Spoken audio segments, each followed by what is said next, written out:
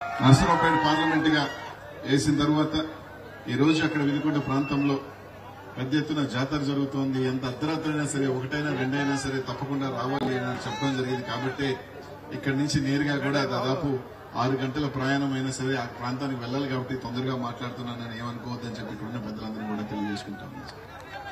ఇక్కడున్న అందరూ కూడా వైఎస్ఆర్ కాంగ్రెస్ పార్టీ నాయకులు, కార్యకర్తలందరూ కూడా ప్రజలందరికీ కూడా ఒకటే చెప్తా ఉన్నాం. మన ముందు ఇంకా 50 రోజులు ఉంది. పట్టుమని 50 రోజుల్లో ఈ రాష్ట్రంలో దాదాపు 4 సంవత్సరాల 9 నెలల సుదీర్ఘ జగనన్న చేసిన సంక్షేమం, అలాగే ఈ రాష్ట్రంలో జగన్మోహన్ రెడ్డి గారు చేసిన అభివృద్ధి గాని ఇవన్నిటికీ కూడా ఇంకొక 50 రోజుల్లో ఒక ఇదిగా టెస్ట్ గా రాబోతా ఉంది. మేము అందరూ కూడా ఆలోచన చేయండి. ఈ రోజు జగన్మోహన్ రెడ్డి గారు ఈ రోజు 4.5 సంవత్సరం తర్వాత ఇవన్నీ పరిపాలన తర్వాత 9 నెలల పరిపాలన తర్వాత ఈ భారతదేశ చరిత్రలో ఏకైక ముఖ్యమంత్రి జగన్మోహన్ రెడ్డి గారు నేను మంచి చేస్తేనే నాకు ఓటేయండి, నేను సాయం చేయని, నేను కరెక్ట్ గా సంక్షేమం చేస్తుంటేనే, నేరుగా మంచి చేస్తుంటేనే నాకు ఓటైనా దమ్మున్న ముఖ్యమంత్రి ఈ రాష్ట్రంలో ఎవరైనా ఉన్నారు అంటే అది ఒక జగన్మోహన్ రెడ్డి గారు మాత్రమే తెలియజేస్తూ ఉన్నా. ఇక్కడున్న అందరూ కూడా ప్రతి ఒక్కరు కూడా ఆలోచన చేయండి. ఈ రోజు జగన్మోహన్ రెడ్డి గారు ముఖ్యమంత్రి అయిన తర్వాత వీళ్ళందరూ మాట్లాడుతా ఉన్నారు జగన్మోహన్ రెడ్డి గారు అభివృద్ధి చేయలేదని చెప్పి. ఈ రోజు ఒకటి అడుగుతా ఉన్నాను, జగన్మోహన్ రెడ్డి అభివృద్ధి చేయలేదని చెప్తున్నా. మీరు ప్రతి గ్రామానికి రండి. ప్రతి గ్రామానికి సంబంధించి ఒక సచివాలయం కట్టలేదా, ఒక రైతు భరోసా కేంద్రం లేదా, ఒక వెల్నెస్ సంబంధించలేదా?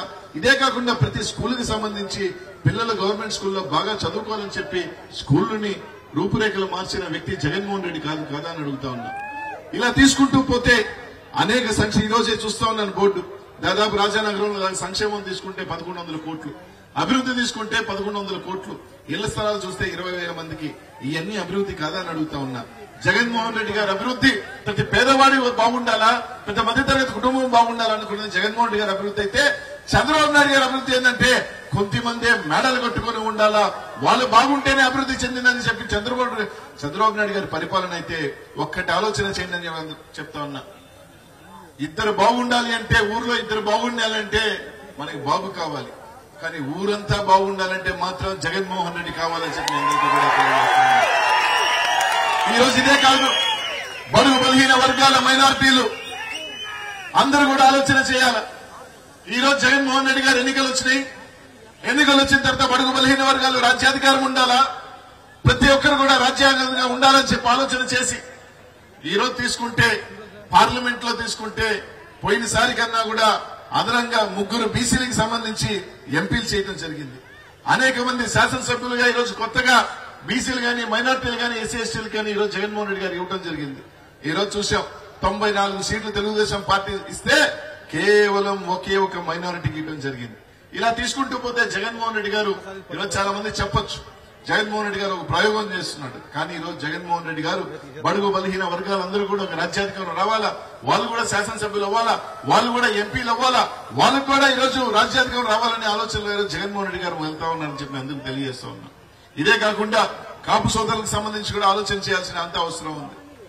ఈ రోజు ఎవరైనా ఒక పార్టీ పెడితే, ఎవరైనా కానీ పార్టీ పెడితే ఓడిపోతామని తెలిసినా కూడా వాళ్ళకి ఒకటే ఏముండాలా, ఒకటే గురి ఉండాలా. ఏమంటే ఏ రోజుకైనా సరే నేను రాజ్యాధికారం కొడతాను, ముఖ్యమంత్రి అవుతామని ఉండాలి.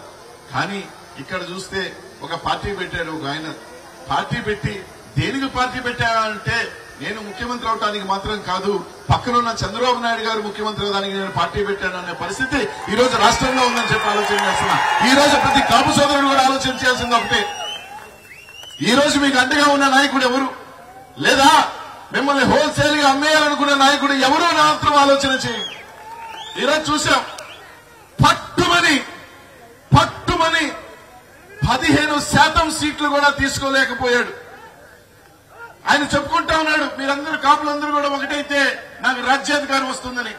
కానీ 15% ఉన్నారని చెప్పుకుంటున్న వాళ్ళకి కనీసం 15 సీట్లు కూడా 175లో తీసుకోలేదంటే ఏ విధంగా నువ్వు జనసేన పార్టీని గాని, ఈ రాష్ట్రంలో ఉన్న జన సైనికులు గాని చంద్రబాబు నాయుడు గారు కాళ్ళ మీద పెట్టాడో ఈ రోజు తేటతెల్లమైంది. కానీ ఆలోచన చేయండి, మీరు వేసే ఓటు చంద్రబాబు నాయుడు గారికి చెందుతుంది తప్ప పవన్ కళ్యాణ్కి చెందదు. ఈ రోజు 24 సీట్లలో 5 గెలుస్తాడా, 4 గెలుస్తాడా తెలియని పరిస్థితులు, అది కూడా గెలుస్తాడో లేదో తెలియని పరిస్థితుల్లో, ఆయన కూడా గెలుస్తాడా లేని పరిస్థితుల్లో ఈరోజు ఒక పార్టీ పెట్టి వచ్చిన వ్యక్తి అవసరమా?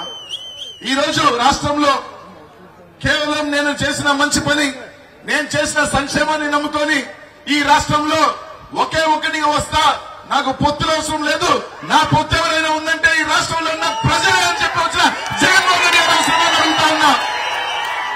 ఈ రోజు నిజంగా జగన్మోహన్ రెడ్డి గారి మీద ప్రజల వ్యతిరేకత ఉంటే, ప్రజల్లో మంచి పేరు లేకపోతే ఎందుకయ్యా మీరు కట్టకట్టుకొని రావాల్సిన అవసరం ఉంది? జగన్మోహన్ రెడ్డి గారిని ఓడగొట్టేదానికి కేవలం ఒకరుగా వచ్చి కొట్టవచ్చు కదా. ఈ రోజు చూస్తా ఉన్నాం, ఒకవైపు జగన్మోహన్ రెడ్డి గారు ఉంటే ఈ రోజు చంద్రబాబు నాయుడు గారు ఒక పక్క, పవన్ కళ్యాణ్ గారు ఒక పక్క. ఇది సాలదన్నట్టు ఇక్కడ కూడా కాదని చెప్పి ఢిల్లీకి వెళ్లి రోజు ఆ బీజేపీని కూడా పొత్తును తీసుకొచ్చేస్తే ఇంకొకరు కూడా కలుపుకుందామని చెప్పి బీజేపీ ఒక పక్క. ఇది చాలదన్నట్టు కుట్రపూరితంగా ఆ కాంగ్రెస్ పార్టీతో చేతులు కలిపి కుటుంబాల్లోనే ఒకరిని చీల్చి ఏదో విధంగా జగన్మోహన్ రెడ్డి గారి ఓట్లు చీలిస్తే మళ్లీ మనం నక్కలాగా గద్దెనెక్కదామని ఆలోచన చేస్తున్న నాయకులు కూటమంతా ఒకవైపు అయితే, ప్రజల్ని నమ్ముకొని మిమ్మల్ని నమ్ముకున్న నాయకుడు జగన్మోహన్ రెడ్డి గారు ఒకవైపు అని చెప్పి తెలియజేస్తా ఉన్నా. ఈ రోజు ప్రతి ఒక్కరు కూడా ఆలోచన చేయండి. వాళ్ళే చెప్తా ఉన్నారు, సంక్షేమం మేము వచ్చిన తర్వాత వాలంటీర్ వ్యవస్థని తీసివేస్తామని చెప్తా ఉన్నారు. నేను అనేక సభల్లో చెప్పా, ఇక్కడున్న పేదవాళ్ళందరికీ కూడా చెప్తా ఉన్నా, మా నాయకులు, మా జెడ్పీటీసీలు, మా కార్పొరేటర్లు, లేకపోతే కౌన్సిలర్లు, సర్పంచులు కొన్ని రాష్ట్రంలో బాధపడొచ్చు, కానీ ఒక 5,000 మందో 10,000 మందో ఈ విధంగా బాధపడొచ్చు. కానీ ఈ రోజు జగన్మోహన్ రెడ్డి గారు కొన్ని లక్షల మంది పేదవాడి ఆత్మగౌరవం పెంచిన వ్యక్తి జగన్మోహన్ రెడ్డి గారు అని చెప్తా ఉన్నా. ఎలా అని మీరు అడగచ్చు. ఇక్కడున్న అక్క చెల్లెమ్మల్ని అడుగుతా ఉన్నా, అవ్వతాతలను అడుగుతా ఉన్నా, అమ్మా మీరు పెన్షన్ కావాలంటే జన్మభూమి కమిటీ లాంటి నాయకుల దగ్గరికి వెళ్ళారా? లేకపోతే మీ అన్న, మీ బిడ్డ జగన్ అన్న నేరుగా వాలంటీర్ని పంపించి మీకు పెన్షన్ కావాలా, అమ్మఒడి కావాలా, సయ్యద్ కావాలా, సయ్యద్ కావాలని చెప్పి నేరుగా మీ ఇంటికి పంపించి ఏ నాయకుడి ముందు చెయ్యి చాచాల్సిన అవసరం లేకుండా మీ గడపగా పంపించిన జగన్మోహన్ రెడ్డి గారు కావాలని అడుగుతా ఉన్నా. ఈ రోజు మీరు ఎవరైనా ఏ నాయకుడైనా వచ్చి నేను పెన్షన్ ఇచ్చాను, నేను చేయించి ఇచ్చాను, నేను ఆశ్రయించాను చెప్పుకోవాల్సిన అవసరం లే. మీరు సర్వగర్వంగా మా బిడ్డ, మా అన్న, మా తమ్ముడు జగన్ అన్న నేరుగా వాలంటీర్ని పంపించాడు, మా ఇంటికి నేరుగా ఇచ్చాడని తలెత్తుకొని ఆత్మగౌరవాన్ని ఈ రోజు రాష్ట్రంలో ప్రతి పేదవాడికి పెంచిన వ్యక్తి జగన్మోహన్ రెడ్డి గారు అని చెప్పి తెలియజేస్తా ఉన్నా. అలా కాకుండా వాలంటీర్లు తీసివేసి పెన్షన్ అయితే మళ్లీ 10 గంటలకు 2 గంటలు, దాదాపు 10 గంటలు 12 గంటల పాటు ఏ స్కూల్కి వెళ్లి వేచి ఉండి ఈ రోజు ఇస్తారా, రేపు ఇస్తారా, ఎల్లుండి ఇస్తారా అని పెన్షన్ కాపుకాల్సిన అవసరం ఆ ప్రభుత్వం, రేపు రాబోయే ప్రభుత్వం, వాళ్ళు అనుకుంటున్న ప్రభుత్వం కావాలని అడుగుతా ఉన్నా. కాబట్టి ఆలోచన చేయండి అమ్మా మీరందరూ కూడా, ఇక్కడున్న అందరూ కూడా. జగన్మోహన్ రెడ్డిని రేపు 2024లో ఇక్కడున్న బడుగు బలహీన వర్గాలందరూ కూడా చేయి పట్టుకొని తీసుకొని వెళ్లాల్సిన బాధ్యత మన అందరి మీద ఉంది. ఈ రోజు ఒకవేళ జగన్మోహన్ రెడ్డి గారు మా అందరికీ కానీ ఎంపీలు లేకపోతే ఇంకో పదవులు ఇవ్వాల్సిన అవసరం లేదు, కానీ వీళ్ళందరూ ఎదిగితేనే నిజమైన రాజ్యాంగ స్ఫూర్తి ఉంటుందని ఆలోచన చేసిన వ్యక్తి జగన్మోహన్ రెడ్డి గారు అని చెప్పి రోజు మీ అందరికీ కూడా తెలియజేస్తా ఉన్నాం. అలా కాదు మేము జగన్మోహన్ రెడ్డి గారికి ఓటు వేయం, మేము మళ్లీ పొరపాటు చేస్తాం, మేము మళ్లీ కూడా మాకు పెన్షన్లు కావాలంటే స్కూల్ దగ్గర వేచి ఉంటాం, మాకు పథకాలు కావాలంటే నాయకుల చుట్టూ, ఆఫీసుల చుట్టూ తిరగాల్సిన పరిస్థితి కావాలని మీరందరూ కూడా ఆలోచన చేయాల్సిన అవసరం ఎంతో ఉంది. జగన్ అన్నని గెలిపించుకోవాల్సిన బాధ్యత ప్రతి ఒక్కరి మీద ఉంది. ఇంకొక 50 రోజులు పట్టుమని అయిపోయిన తర్వాత ఈ రోజు ఇక్కడి నుంచి చెప్తా ఉన్నానమ్మా, పవన్ కళ్యాణ్ కూడా చెప్తా ఉన్నా, రేపు జరగబోయే సత్యం ఏంటంటే ఆయనకు పట్టుమని 2 వస్తాయో 3 వస్తాయో తెలీదు.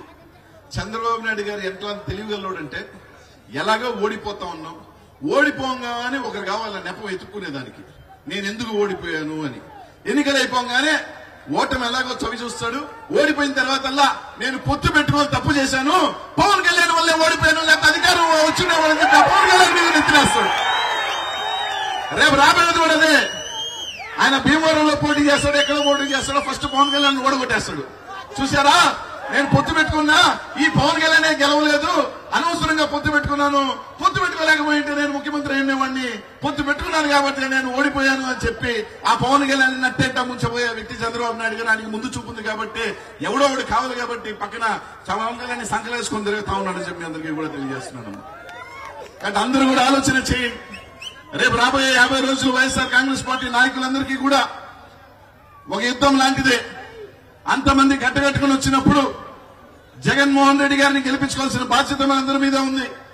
ఈ నియోజకవర్గంలో మంచి మెజార్టీతో రజాని సౌమ్యుడు, నిజంగా చెప్పాలి అంటే చాలా నెమ్మదస్తుడు.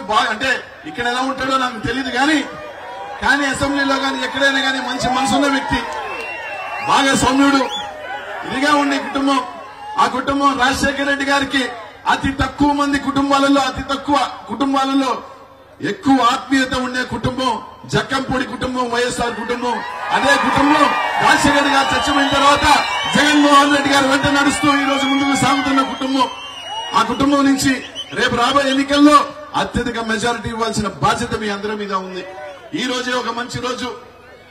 డంకా బజాయించినట్టు మెజారిటీ ఎంత అని ఎత్తుకోవాల్సిన పరిస్థితి ఈ రోజు రాజాకు వచ్చేసింది. ఎందుకంటే అభ్యర్థి ప్రకటించేశారు, గ్లాసు పగలపోతా ఉంది. రాజా అన్న చెప్పినట్టు గ్లాసు సింక్ లో పోతా ఉంది, ఓట్లు ఫ్యాన్ కి 5లో తిరగబోతా ఉంది. రాజాని 50,000 పైచలకు ఓటుతో గెలవబోతా ఉన్నాడని చెప్పి తెలియజేస్తాము. కాబట్టి అందరూ కూడా ఆలోచన చేసి ప్రతి ఒక్కరూ కూడా చేతిలో వేసి, ఎందుకంటే 50 రోజుల పాటు ప్రతి వైఎస్ఆర్ కాంగ్రెస్ పార్టీ నాయకుడు కానీ ఇక్కడే కదా ప్రతి ఒక్కరి దగ్గర చిన్న చిన్న పొరపాట్లకి అలగద్దు.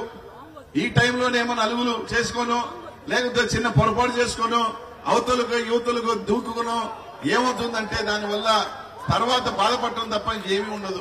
కాబట్టి ఈ టైంలో ఒక కుటుంబంలో చిన్న చిన్న బాధలున్నా, చిన్న చిన్న అలకలుంటే ఏ విధంగా సర్దుకొని పోయి ముందుకు అడిగేస్తామో అవన్నీ కూడా సర్దుకొని పోయి ఒక అడుగు ముందుకు వేసుకొని రేపు రాబోయే ఎన్నికల్లో ప్రతి ఒక్కరు చేయి కలుపుకొని వైఎస్ఆర్ కాంగ్రెస్ పార్టీ అత్యధిక మెజార్టీతో గెలిపించాల్సిన బాధ్యత ప్రతి ఒక్కరు ఉంది. ఫ్యాన్ గుర్తు మీద బటన్ నొక్కితే 5లో ఫ్యాన్ తిరగాలి, ఫ్యాన్ జెండా ఎగరాలని చెప్పి తెలియజేస్తా ఉన్నా.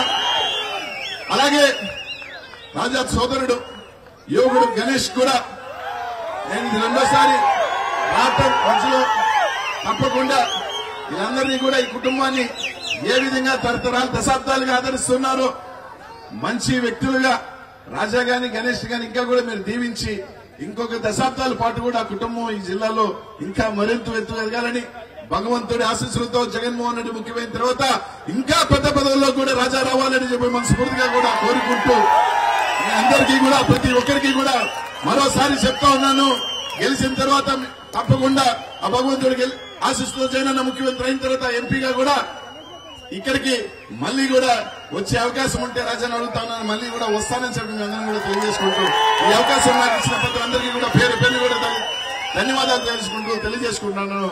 జై జగన్, జై జగన్, జై జగన్. ఉంటానన్నా.